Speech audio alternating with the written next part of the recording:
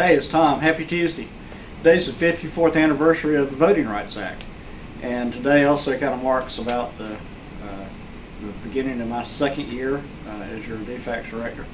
Very pleased. In the last year, we've seen our OFI team do incredibly good work, especially in the wake of Hurricane Michael, getting out disaster TANF and disaster SNAP. And I've also been really pleased to see that we've added 150 caseworkers net to our workforce in the last 6 months or so. We are engaging this year in a rewrite of our child abuse prevention plan for the state of Georgia, which is not something we haven't done in many years. We're looking forward to continuing to bolster our workforce and to make your workloads manageable. But enough about that. Let's talk today about an event that occurred this past week, and I want to recognize our friends at the Court Appointed Special Advocates, or CASA.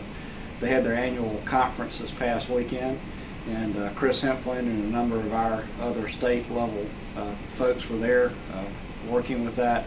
You know, every day CASAs, I think, serve, there are about 2,700 CASA volunteers serving about 7,000 of Georgia's children in foster care on any given day. And they are now covering 151 counties. I think we want to see them cover 159 counties. Why is CASA so important? Because think about it. Those of us who work professionally in this arena need all the help we can get.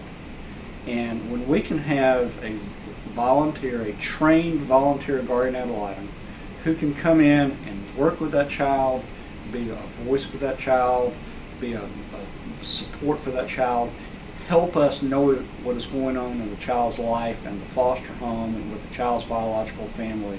It gives us additional support to do our work.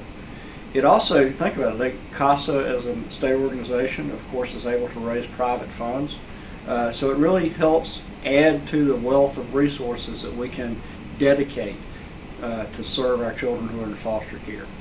And of course, it's a federal requirement as well, and making sure that we have CASAs on every case helps ensure that we are able to continue to pull down the federal dollars that we need to serve our vulnerable children and their families properly.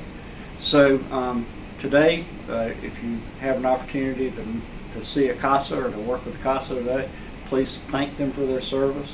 Let's always please remember to be as open as possible with them. They, under our state law, under our juvenile code, have access to the documents they need, to the information they need to be able to care for our children in care. And we need to make sure that our relationship with CASA is one of trust, is one that is open and transparent, because they really are working beside us to do what is in the best interest of each child in foster care. Especially want to appreciate Jeff Sprinkle, who was not only named not only the Georgia CASA of the Year, but National CASA of the Year. So if you know Jeff, please send him all of our congratulations from the state office. As I said, we have we're working on our state child abuse prevention plan. Many of you may be involved in that in one way or another.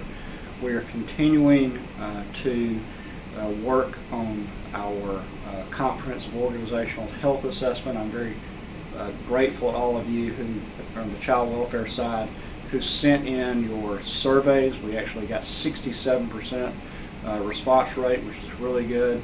I think in the next couple of months we'll be reviewing the results of that study and working with the National Child Welfare Workforce Institute to see how we can improve the work climate here and the work culture here and make your jobs more successful. That's about all I got for today. I hope you have a great week.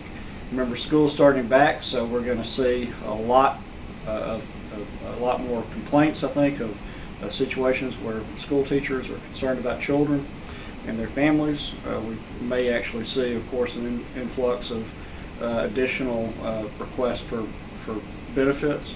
So let's get prepared for the start of the school year. And as always, if you have any concerns or comments, please direct them my way.